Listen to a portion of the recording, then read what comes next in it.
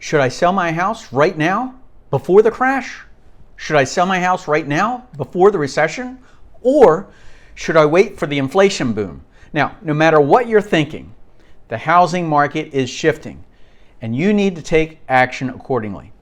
Home sellers may face a window of opportunity that's still warm, but it's cooling in the real estate market. While sellers can take advantage of this low inventory, what they should know is that inflation, rising interest rates, and perceptions about overpriced homes may be taking some of the air out of the seller's market.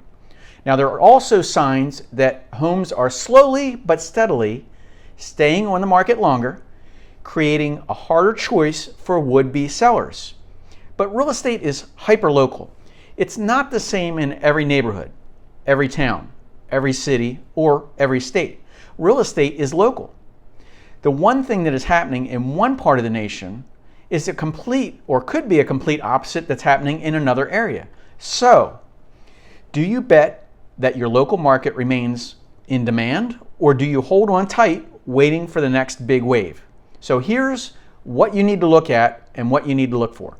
Here's the warning signs for sellers. Just like elected officials who often complain about all politics as local, it is so true for real estate too. You know, in demand cities and neighborhoods, there will always be a defying broad national trends. You know, things like quality schools, livability, low cost of living, low taxes, and access to cultural amenities or access to certain things will always help home sellers get top dollar. But recent numbers are hard to ignore. The Showing Time Buyer Demand Index gauges requests for home tours and other buying requests from real estate agents. Now, this index rose 7 points during the last week of July. And mortgage purchase applications also ticked up during the same time, in the first time in over a month. But so far, those improvements on a national level aren't leading to additional sales. Nationally, pending sales fell in July. The new listings coming to market fell 11%. That's the largest drop of new listings since June of 2020. You know, more pessimistic numbers were offered by Fannie Mae, whose home purchase sentiment index said that consumers are pessimistic about home buying conditions, and that the percentage of consumers who actually believe it's a good time to sell also fell. Still, it is a good time to sell. Why? Though many leading indicators might suggest that we're entering a cool-off period and there's a handful of critical factors that now make it a good time to sell, that's assuming if you are ready to put your house on the market. Now just remember, it's all about supply and demand. Here's the demand. Homes may be on the market for a little bit longer, but the demand remains relatively high compared to history, and the housing inventory remains low compared to history. And if you compare that over the past several years. Now, some parts of the U.S. are still in high demand. For example, Utah, Washington, Florida, and South Carolina continue to see appreciation. If the home is priced correctly, home sellers are still seeing offers at or even above asking price. All cash. Now, if you live in a low inventory market, buyers outnumber the number of properties, and sellers can expect to cash in, sometimes literally. But all cash offer market is hot right now. The financing market is not as hot right now. The all cash offer is great news for sellers because cash offers can typically speed up the path towards a closing. The other thing is the interest rates. Although the Federal Reserve's moves for interest rates can work against sellers, higher rates also mean higher monthly mortgages. So these looming rate hikes will likely prompt some buyers to lock in rates now before the next Fed's expected move. If we look at the average rate on a 30-year fixed mortgage right now, it's around 5.35%, which is significantly higher than a year ago when rates were just above 3%. So is it a good time to wait, or is it a good time to sell? Well, there's good reasons to sell, but there's just equally number of reasons to hold tight. You want to know what your own game plan is. So what happens if you do sell your home quickly? Do you have a place to go? Do you have a plan? Do you have a plan for what you're going to do with the proceeds of that sale? Or do you need to begin the hunt for your new space? Your new mortgage, if you're selling because you need a bigger home or that upgrade, it could be a problem, especially if you're looking at a popular neighborhood or a popular city. The new, bigger property could also eat up that profit from the property that you just sold and still carry a bigger monthly payment.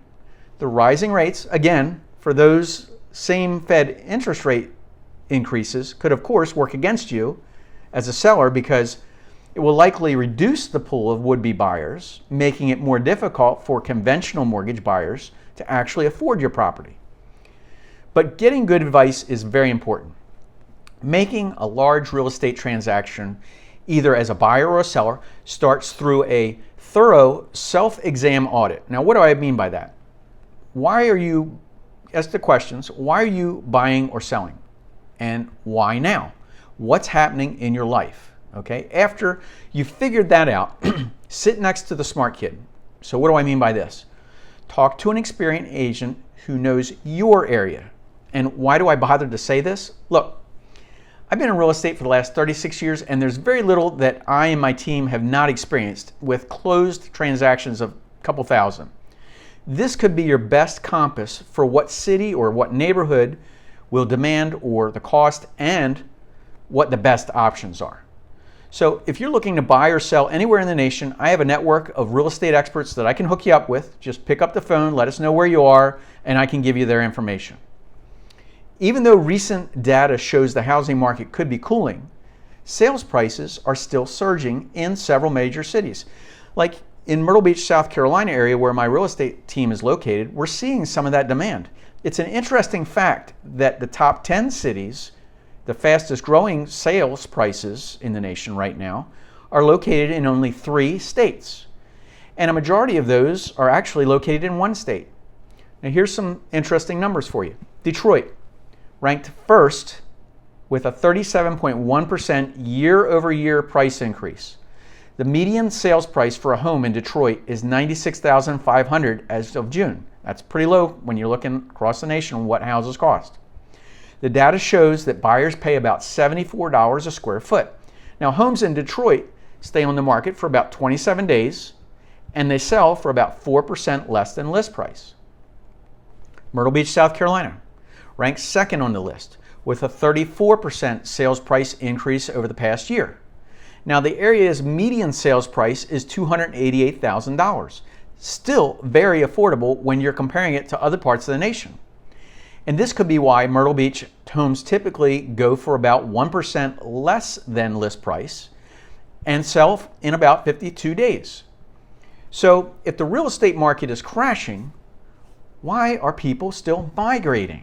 Well, people are still retiring. That didn't stop. It's their time. They've worked their entire life for that. People are still looking for low-cost housing, especially with the price of rentals going up and especially with inflation. People are still looking for a better life.